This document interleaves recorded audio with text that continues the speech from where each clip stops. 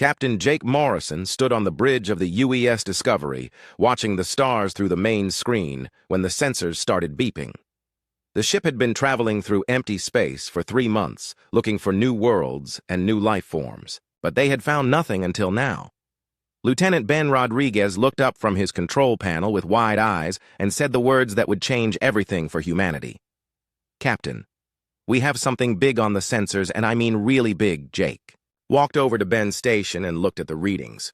The numbers made no sense because, according to the computer, there was a structure out there that was over 50 miles long and 20 miles wide, floating in space like it belonged there. "Are you sure these readings are right?" Jake asked, while checking the numbers again. Ben nodded and pointed at his screen. "I ran the scan 3 times, Captain, and it's definitely artificial and definitely not human." Dr. Lisa Carter heard the conversation from her science station and came over to look at the data. She was the ship's xenobiologist, which meant she studied alien life forms even though they had never found any real aliens before. Lisa had brown hair and kind eyes and always seemed excited about discovering new things. "This could be it, Captain," Lisa said with excitement in her voice. "This could be our first real contact with an alien civilization." Jake felt his heart beating faster because this moment was what every space captain dreamed about but also feared. Making contact with aliens could go very well or very badly, and there was no way to know which until it happened. "Maya, what do you think?" Jake called to their cultural analyst Maya Chen, who was studying the readings from her own station. Maya looked worried as she turned to face the captain. "The structure appears to be made of some kind of crystal material, and it's giving off energy readings I have never seen before. If this is an alien ship, then their technology is far beyond anything we understand." Jake made his decision quickly because that was what captains had to do. "Set course for the structure, but keep our distance. I want to observe it before we make any kind of contact."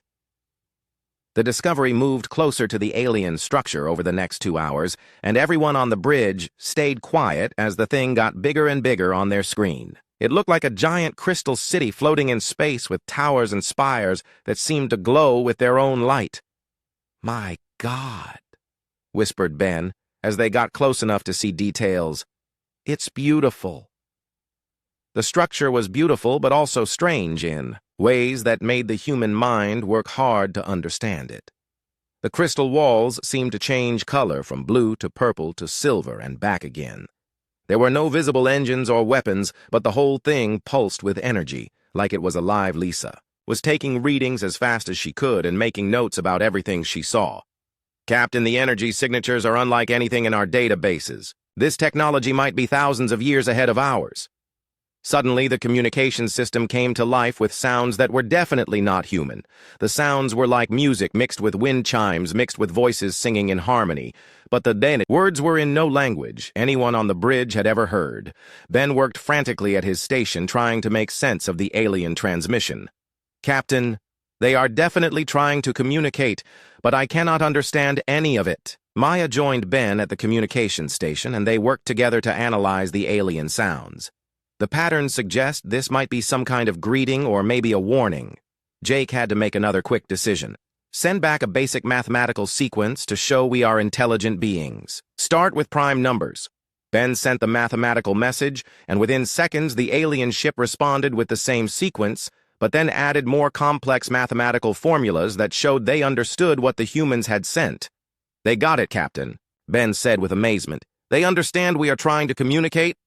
Over the next hour, the two ships exchanged more mathematical concepts and basic scientific information. The alien seemed patient and willing to work through the language barrier slowly. Lisa suggested they try sending pictures and sounds from Earth to show what humans were like. The response from the aliens was immediate and overwhelming. The crystal ship suddenly blazed with light so bright that the main screen had to dim itself to protect the crew's eyes. Energy waves swept out from the alien vessel and struck the Discovery. Every system on the human ship started going crazy at the same time. Lights flickered on and off while computers made error sounds, and the artificial gravity fluctuated, making everyone feel sick. The worst part was that several crew members suddenly collapsed, screaming in pain. "Medical emergency on all decks," came the voice over the ship's communication system. Jake grabbed onto his captain's chair as the ship shook violently. "What did we do wrong?" Lisa was checking her readings while trying not to fall over. "Captain, I think our images and sounds somehow disrupted their energy patterns. It might have been like shouting in a library when we should have whispered. The shaking stopped as suddenly as it started, but the damage was already done. The ship's doctor called the bridge to report that 6 crew members were in critical condition, with some kind of energy poisoning that they had never seen before. Ben tried to send another message to the aliens, but got no response. "They are not answering, Captain." Maya looked at her cultural analysis data and shook her head. The energy patterns from their ship have changed completely. Before they seemed curious and open, but now they seem angry or maybe afraid. Jake felt the weight of command on his shoulders because his decision to make contact had resulted in his crew getting hurt. Can we help the injured crew members? The doctor is doing everything he can, but he does not understand what happened to them, Lisa said, while continuing to monitor the alien ship. The crystal ship began to move away from the Discovery slowly but steadily. Jake realized they were being dismissed or maybe warned to leave and never come back. "Captain, we are receiving another transmission," Ben said quietly. This time, the alien voice was different. Instead of the musical harmony from before, there was a single voice that sounded ancient and sad. Even though the words were in an alien language, everyone on the bridge could somehow understand the meaning, "Leave now, young ones, and do not return. You are too dangerous for this contact. Your kind brings only destruction." Jake felt his heart sink, because humanity's first contact with aliens had ended in disaster. The injured crew members proved that humans were not ready for this kind of meeting, but Lisa was not ready to give up yet. She had spent her whole life preparing for this moment, and she could see something in the alien ship's energy patterns that others missed. "Captain, wait," Lisa said urgently. "I think they are in pain too. Look at these readings." Jake looked at Lisa's data and saw what she meant. The alien ship's energy patterns showed signs of distress and sadness, not just anger. "They are hurt by this failure just like we are," Lisa continued. "Maybe there is still a chance to fix this?" Maya nodded in agreement. "The cultural patterns suggest they wanted this contact to succeed just as much as we did." Jake made what might be his most important decision as a captain. "Ben, send one more message. Ask for just one more chance to meet properly." The response came back quickly, and it was just one word that somehow everyone understood. 1. The alien ship stopped moving away and waited in space like a patient teacher, giving a struggling student one final chance to get the lesson right. Lisa Carter could not sleep after the failed first contact with the aliens. She lay in her small quarters aboard the Discovery, thinking about the energy patterns she had observed from the alien ship.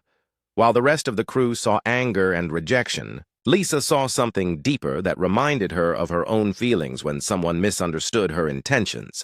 She got up and went to her laboratory where she kept samples of earth plants and soil. The biolab was her favorite place on the ship because it reminded her of home and gave her peace when space travel became overwhelming.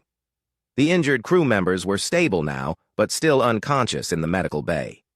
The ship's doctor had told Captain Morrison that their condition was unlike anything in medical textbooks. Their brain waves showed patterns that seemed almost alien, as if the energy blast had changed something fundamental about how their minds worked.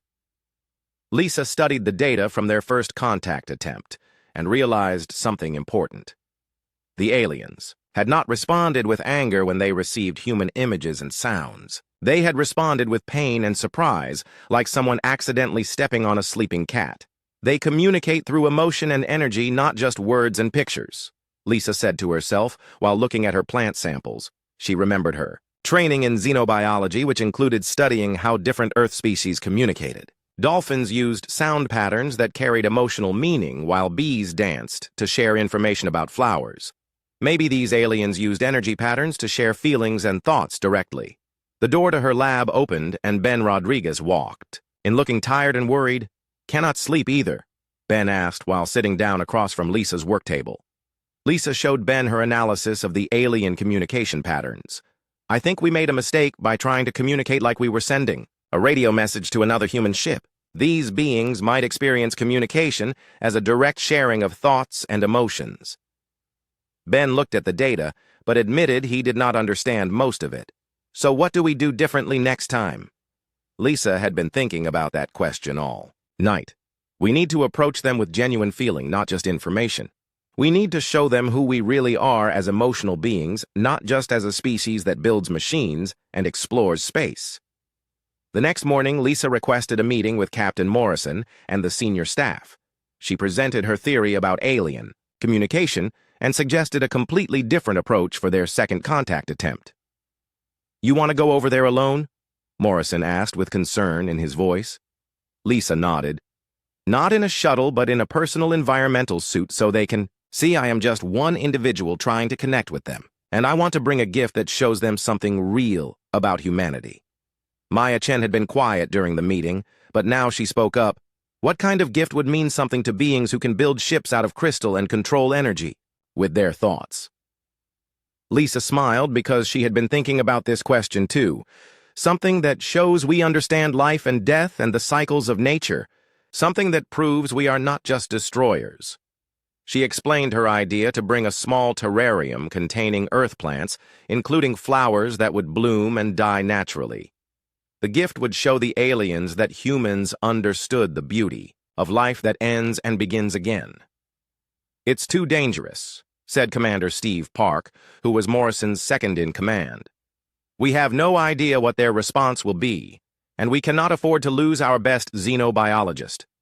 Lisa looked at each person around the meeting table. "The injured crew members are proof that our normal approach does not work with these beings. If we want a different result, we need to try a different method." Morrison was quiet for a long time before making his decision. "You get 1 hour, and if anything goes wrong, we pull you back immediately."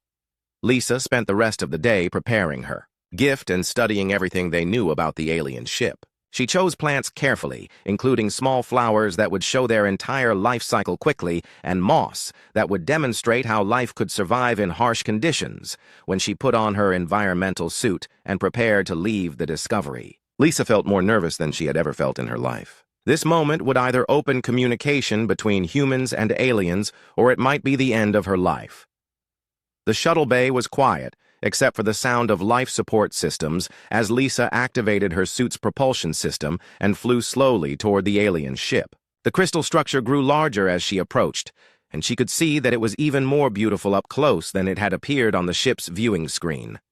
The surface of the alien ship seemed to recognize her approach, because patterns of light began moving across the crystal walls like messages written in a language of color and brightness. Lisa tried to project calm and peaceful thoughts while she flew, hoping that the aliens could sense her emotional state. A section of the alien ship opened like a flower blooming, and Lisa saw a chamber filled with soft light that seemed safe for human life. She flew inside and landed gently on what appeared to be a floor made of the same crystal material as the rest of the ship. The chamber sealed behind her, but instead of feeling trapped, Lisa felt welcomed. The walls around her pulsed with gentle colors that reminded her of sunsets and ocean waves. Then she saw the Queen, the alien being, appeared before Lisa like a figure made of starlight and energy. She was tall and graceful with features that were almost human, but also completely different in ways that Lisa's mind could barely process. Her skin seemed to be made of the same crystal as the ship, but it moved and changed like living tissue. When the Queen spoke, Lisa heard the words in her mind rather than through her ears. "Why do you come alone, small one, when your kind travels in groups and builds weapons?" Lisa held out her terrarium with steady hands, even though her heart was beating fast enough to power the ship. "I come to offer a gift and to ask for understanding between our peoples." The Queen looked at the small container of earth plants, and Lisa could feel waves of curiosity coming from the alien being. "Your thoughts are different from the others?" the Queen said while examining the terrarium. "You think of connection where they think of conquest." Lisa tried to project her honest thoughts about humanity's mistakes and successes. "We are a young species still learning how to live with others. We make mistakes, but we also create beauty and show love for each other and for life." The Queen took the terrarium and held it carefully in her hands. The plants inside seemed to respond to her touch by growing slightly and becoming more vibrant. "Your gift shows understanding of the cycle that connects all living things," the Queen said with what sounded like surprise. "Few beings in the universe remember this truth." Lisa felt hope growing in her chest. "Then perhaps our species can learn to understand." Each other. The queen was quiet for a long time while studying the plants, and Lisa could sense that she was thinking about something important. Long ago, another of your kind came to us with similar understanding, the queen said finally. He learned our ways and taught his people to live in harmony with all life. But his teachings were forgotten and his people returned to the path of destruction. Lisa realized she was hearing about ancient human history that was not in any textbooks. What happened to him? Aaron was his name, and he became a bridge between our worlds until time took him as it takes all physical beings. We kept samples of his garden, hoping that someday another human would remember his wisdom. The queen moved closer to Lisa, and the intensity of her presence was almost overwhelming. You carry something of his understanding in your thoughts, and your gift grows in soil that once knew his touch. Lisa looked at her terrarium with new wonder, realizing that the soil she had chosen randomly from the ship's supplies somehow connected her to an ancient human teacher only one human still understands. And that is you, the queen said while accepting the gift fully. But understanding between our peoples requires more than one individual. Can your species learn to choose wisdom over power? Lisa thought about the humans she knew, including Captain Morrison, who risked his career to make peaceful contact, and Ben, who worked tirelessly to communicate across impossible barriers. We can learn if someone teaches us the right way, Lisa said with confidence she had not felt before. The queen's energy patterns shifted to what Lisa somehow recognized as approval mixed with hope. Then let us see if humanity can grow beyond its destructive past, the queen said. But first you must know the truth about what happened when your species first walked among the stars. The crystal chamber around Lisa began to change as Queen Zephyra prepared to share the ancient story. The walls became transparent like windows into the past, and Lisa could see images forming in the crystal surfaces. Your people were different. Then, the queen said, as pictures of ancient Earth appeared around them. They lived in cities of stone and gold near great rivers and understood that all life was connected. Lisa watched in amazement as she saw human civilizations that existed thousands of years before recorded history. These ancient humans built beautiful temples and grew gardens that seemed to glow with natural energy. They wore simple clothes, and their faces showed peace and wisdom instead of the worry and anger that marked modern human faces. We came to them, as we came to you, but they were ready for our presence. Queen Zephyra continued, while the images showed crystalline ships landing gently near human cities. They welcomed us not as gods but as teachers and friends.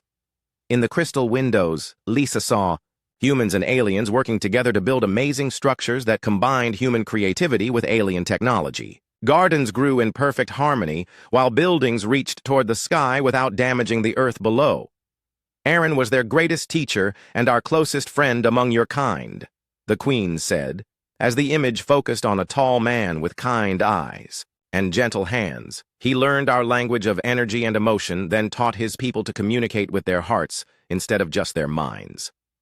Lisa watched Aaron moving among both humans and aliens with equal ease. He seemed to understand both species perfectly and helped them share knowledge and wisdom. Under his guidance, humans learned to heal sickness with energy patterns, while aliens learned about human art and music and stories. What did he teach them? Exactly, Lisa asked while trying to memorize every detail of what she was seeing. That wisdom comes from understanding rather than conquering. That true strength protects life instead of destroying it. That the universe is vast enough for all beings to grow and learn together. The queen answered as more images appeared. The ancient humans under Aaron's teaching created a golden age that lasted for many generations. They explored the stars not to claim new territories, but to meet new friends and learn new ways of living. They built ships that worked in harmony with space itself, and colonies that enhanced the worlds they settled on instead of exploiting them. It was the most beautiful time in your species' history, Queen Zephyra said with sadness in her energy patterns.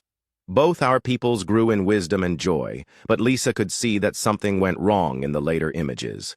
The humans began to change as generations passed, and Aaron grew old. Some humans wanted to use alien technology for war instead of peace. Others became jealous of the aliens' advanced abilities and wanted to surpass them instead of learning from them. Aaron tried to prevent the change, but he was just one person against the desires of many, the Queen explained, as the images showed arguments and conflicts between humans. His students forgot his teachings and chose power over wisdom. Lisa watched with growing horror as the ancient human civilization tore itself apart through war and greed. The beautiful cities crumbled, while the gardens withered and died. Humans used alien technology to create weapons instead of tools for healing and growth. We tried to help them remember Aaron's teachings, but they no longer listened to us. The Queen said, as the images showed crystalline ships leaving Earth. They saw us as obstacles to their ambitions rather than friends offering guidance.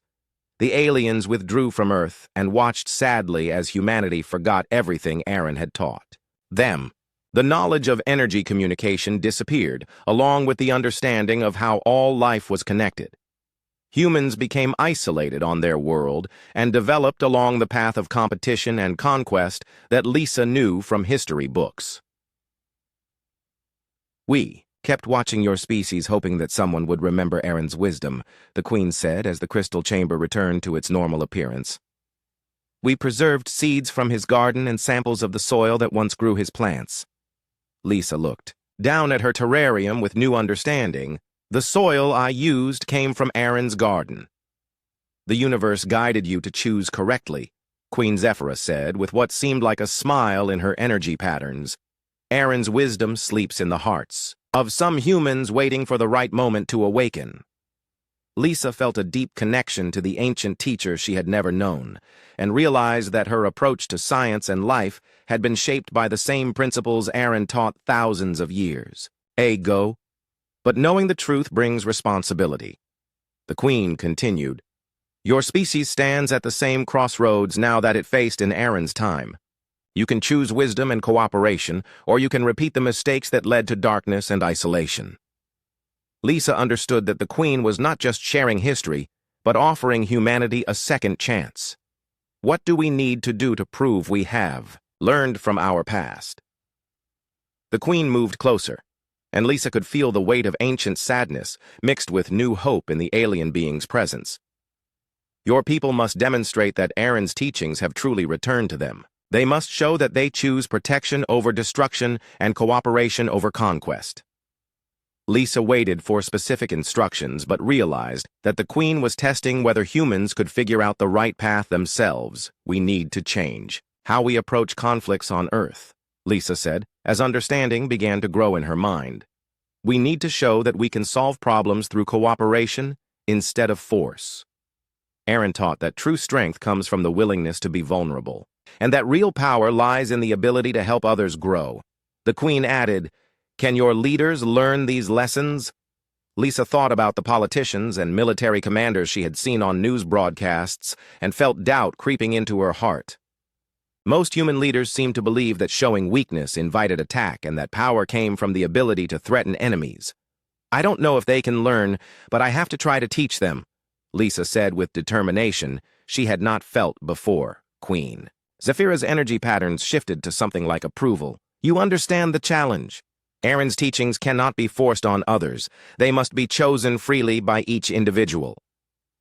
The Queen reached out and touched the terrarium gently, causing the plants inside to glow with soft light. These plants will grow in special ways now that they have been touched by our energy, the Queen explained. They will serve as a reminder of what is possible when different forms of life work together. Lisa accepted the transformed terrarium and felt a responsibility that went beyond her role as a xenobiologist. How much time do we have to prove that humanity has changed? Lisa asked. Time moves differently for us than for you, but by your measurements, you have one cycle of seasons. The Queen answered, When the flowers in your gift have bloomed and died and bloomed again, we will return for your answer. Lisa felt the weight of 1 year to change the fundamental nature of human civilization. But she also felt hope, because she was not facing this challenge alone. Aaron's teachings survived in fragments throughout your world, the Queen said, as Lisa prepared to return to her ship. Seek the wisdom keepers among your people and help them remember what was lost. As Lisa prepared to leave the crystal chamber, she turned back to Queen Zephyra with one final question. Why are you giving us this chance when we failed so badly before? The Queen's answer resonated through Lisa's entire being, because Aaron taught us that growth requires many attempts, and that wisdom often comes only after experiencing the consequences of choosing unwisely. Your species has experienced those consequences, and now perhaps you are ready to choose differently. Lisa returned to the Discovery carrying the transformed terrarium and the weight of humanity's future on her shoulders. Captain Morrison and the crew gathered in the main conference room to hear what she had learned from Queen Zephyra. They want us to prove we have evolved beyond our destructive nature, Lisa explained while placing the glowing terrarium on the conference table. We have 1 year to show them that we can choose cooperation over conflict. Commander Park shook his head in disbelief. How exactly are we supposed to change all of human civilization in 12 months? Lisa took a deep breath and shared the Queen's specific challenge. Every nation on Earth must agree to disarm their most powerful weapons at the same time. No exceptions and no delays. The silence in the room was heavy with the impossibility of the task. Ben Rodriguez was the first to speak. The world leaders will never agree to that. They will think it makes them vulnerable to attack by other nations. Maya. Chen nodded in agreement. The cultural barriers alone make this seem impossible. Nations that have been enemies for centuries cannot trust each other that completely. Lisa looked at each person around the table. Queen Zephyra said that Aaron's teachings survived in fragments throughout human culture. Maybe the answer is not convincing governments, but convincing ordinary people to demand this change from their leaders. Captain Morrison leaned forward with interest. You mean a grassroots movement that builds pressure from the bottom up, instead of trying to convince leaders directly?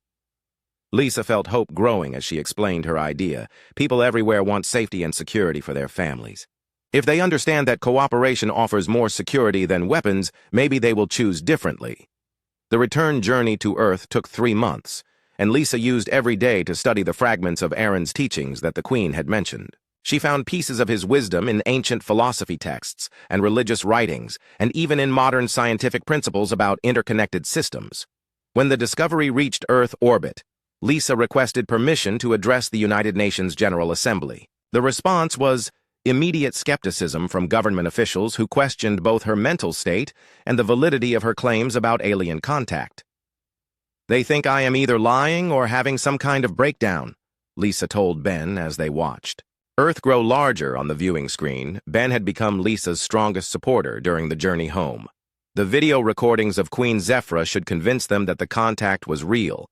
But when Lisa presented her evidence to world leaders, the response was exactly what she had feared. Military officials wanted to study alien technology for weapons development, while politicians argued about which nations could be trusted with advanced alien science. This is the greatest discovery in human history, and you want us to give up our defenses based on the demands of aliens we know nothing about, said General Collins during a heated meeting at the Pentagon.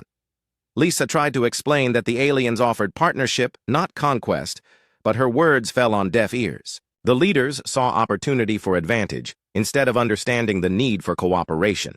After weeks of rejection from governments, Lisa decided to try a different approach. She reached out to teachers and community leaders and parents who understood that the future belonged to their children. Her first speaking engagement was at a small college where she shared the story of Aaron and the golden age of human cooperation with alien beings. The audience listened with wonder as she described cities that worked in harmony with nature and technologies that healed instead of destroyed. The aliens are not asking us to become weak, Lisa explained to the crowd. They are asking us to become strong in a different way, strong enough to choose trust over fear. Word of Lisa's message spread through social media and community networks faster than any government could control. People began organizing discussion groups to talk about what cooperation might look like. In their own communities, Ben and Maya joined Lisa on her speaking tour, and they found audiences hungry for hope in a world that seemed to grow more divided every day. The terrarium has become a symbol, Maya observed as they traveled from city to city. People see those glowing plants as proof that different forms of life can enhance each other instead of competing. But Lisa also faced harsh criticism from those who believed she was weakening humanity's defenses. Military contractors and weapons manufacturers funded campaigns to discredit her message, while some religious groups claimed the aliens were demons trying to deceive humanity. "You are asking people to trust beings from another world more than they trust their own governments," said Dr. Harrison during a televised debate. "That is not wisdom, it is naive foolishness." Lisa responded by sharing more details about Aaron's teachings and the ancient Golden Age. "We are not being asked to trust aliens. We are being asked to trust the best parts of ourselves." As months passed, the movement grew, but so did the opposition. Some world leaders began to see Lisa's message as a threat to their authority, while others worried that disarmament would leave their nations defensible against enemies. The breakthrough came from an unexpected source when the injured crew members from the Discovery finally recovered enough to speak about their experience. They described vivid dreams of the ancient Golden Age and claimed they could still feel the presence of alien wisdom in their minds. "The energy that hurt us also connected us to something larger than ourselves," said Lieutenant Parker during a press conference.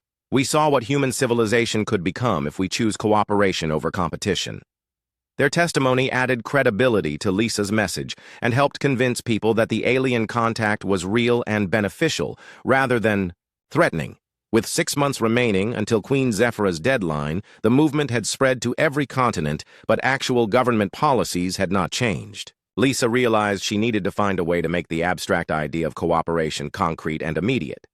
She proposed a series of simultaneous global demonstrations, where people in every major city would gather to plant gardens using soil mixed with samples from Aaron's preserved earth. The symbolic act would show unity across all human cultures and create a visible commitment to growth instead of destruction. The Global Garden Day was planned for exactly 3 months before the alien deadline, giving world leaders time to see the scope of popular support for cooperation. "If millions of people in every country plant these gardens at the same time, it will be impossible for governments to ignore," Lisa explained to her growing team of organizers. But she also knew that gardens alone would not be enough. The real test would come when world leaders had to choose between maintaining their weapons and accepting the alien partnership. As Global Garden Day approached, Lisa received a message that changed everything. The crew members who had been injured during first contact reported that their dreams were becoming more vivid and that they could sense Queen Zephyra's presence growing stronger. "She is coming back early," Lieutenant Parker told Lisa during an emergency meeting. "The Queen wants to see what we have accomplished before the deadline." Lisa felt both excitement and terror as she realized that humanity's test was about to begin sooner than expected. The gardens would be planted in just weeks, and then the real challenge would start when Queen Zephyra returned to judge whether humans had learned Aaron's teachings about choosing cooperation over conquest. Global Garden Day arrived with clear skies in most major cities around the world. Lisa stood in Central Park watching thousands of people gather with small containers of the special soil mixed with earth from Aaron's ancient garden. Children held their parents' hands while elderly people shared stories with strangers, and everyone seemed united by hope for a better future. The simultaneous planting ceremonies began at sunrise in New Zealand and followed the sun around the globe for 24 hours. In each city, people planted flowers and vegetables while reading passages from Aaron's recovered teachings about cooperation and connection between all living things. "Look at this," Ben said, while showing Lisa live video feeds from cities around the world on his tablet. "Tokyo has over 50,000 people planting gardens, and London has even more." Lisa watched with amazement as millions of humans participated in the largest coordinated peaceful action in history. The gardens were small, but they represented something much larger about humanity's willingness to choose growth over destruction. But the real test came 3 days later when Queen Zephyra's crystal ship appeared in Earth's orbit, exactly where the Discovery had first encountered it. This time, the alien vessel was not alone, as dozens of smaller crystal ships surrounded it like a fleet preparing for either welcome or war. World leaders went into emergency session while military forces around the globe were placed on high alert. Lisa received urgent requests from governments that had previously ignored her to serve as humanity's representative in the coming contact. "They want me to speak for the entire species," Lisa told Captain Morrison as they prepared to return to space aboard the Discovery. How can one person represent 8 billion humans? Morrison smiled with confidence Lisa had not seen from him before. Because you represent the best of what we can become. Queen Zephyra chose to trust you, and now humanity needs to trust you too.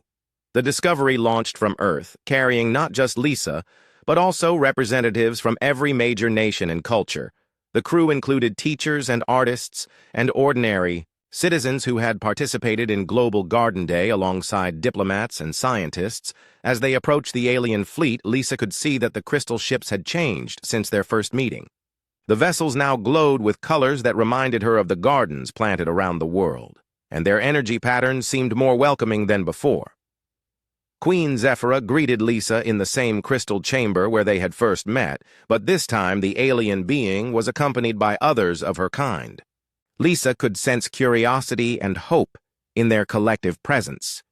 "You have done something remarkable in such a short time," the Queen said while gesturing to display images of the global garden ceremonies. "Your people chose to act with unity despite their differences." Lisa felt proud of humanity's response, but also nervous about the real challenge that lay ahead.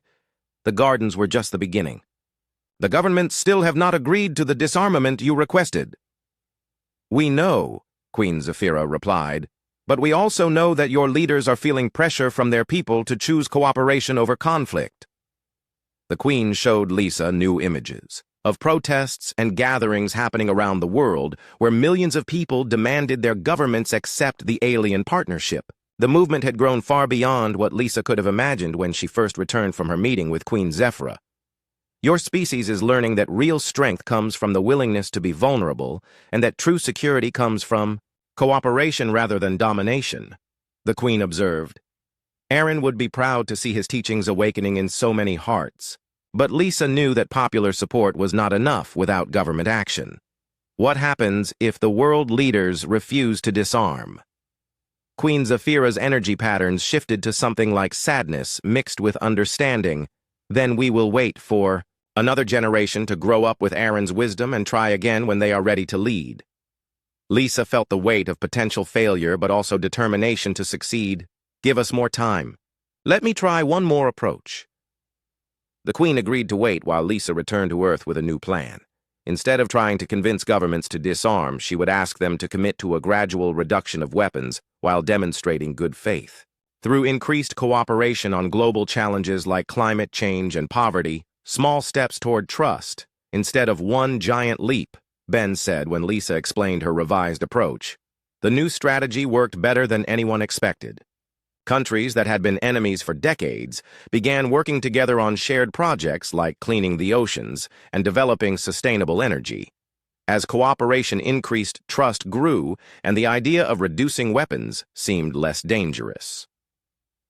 The breakthrough came when the first joint human-alien research station was established on the Moon. Working together with Queen Zephyra's people, human scientists learned to heal diseases that had plagued humanity for centuries, while aliens gained new insights into creativity and artistic expression.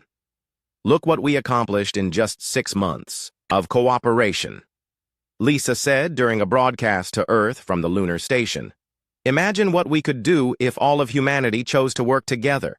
The lunar success convinced even the most skeptical world leaders that the aliens offered genuine partnership rather than conquest or exploitation. One by one, nations began reducing their weapons stockpiles while increasing their investment in cooperative projects. The formal disarmament ceremony took place exactly 1 year after Queen Zephyra's deadline in the same United Nations building where Lisa had first been dismissed as delusional. Representatives from every nation signed agreements to eliminate weapons of mass destruction while expanding programs for education and environmental restoration. Queen Zephyra attended the ceremony along with other members of her species, and Lisa served as the translator between human and alien forms of communication. "This is not the end of your test, but the beginning of your growth," the Queen told.